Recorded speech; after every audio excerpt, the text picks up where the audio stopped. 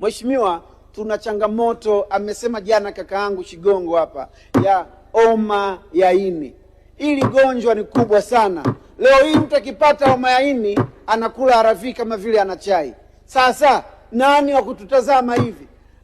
Uko nyuma tulikuwa tunafanya chanjo pale Muhimbili. Sijui kama paka leo bado ipo, lakini awareness ya watu kujua kama tuna tatizo la ugonjwa la homa ya ini. Mheshimiwa Mchengerwa, vijana wengi wanakufa na wengine wanakufa ghafla na stress, kwa sababu akianza kutumia ARV anajiona kush ni habari, yani kusha habari yake.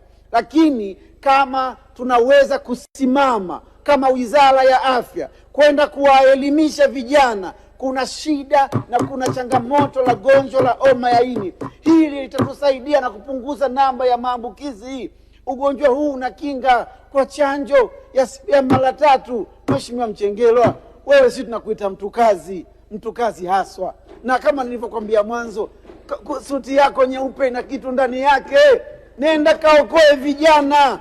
Maana homa ya ini mtu akipiga chafya tu anaipata. Homa ya ini sio mpaka watu wajamiane. Mchengerwa, leo hii tunajazana kwenye madaradara, tunajazana kwenye mwendo kasi, kwenye kugombea kuingia.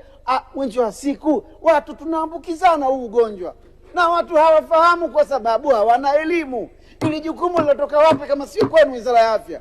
Mheshimiwa Mchengerwa, ambia wataalamu wako wasimame, wainue taifa. Taifa linaangamia kwa sababu ya kupata maarifa. Maarifa ya gonjwa la homa ya ini lipo chini ya Wizara ya Afya. Tokeni, simameni.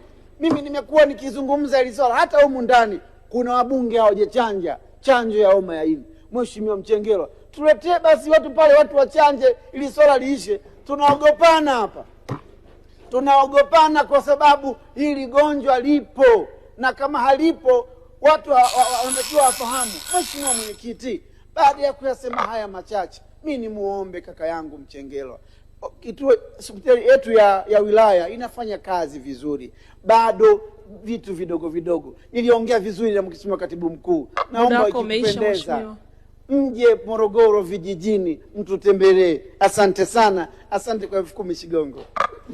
Asante Mheshimiwa kwa mchango wako.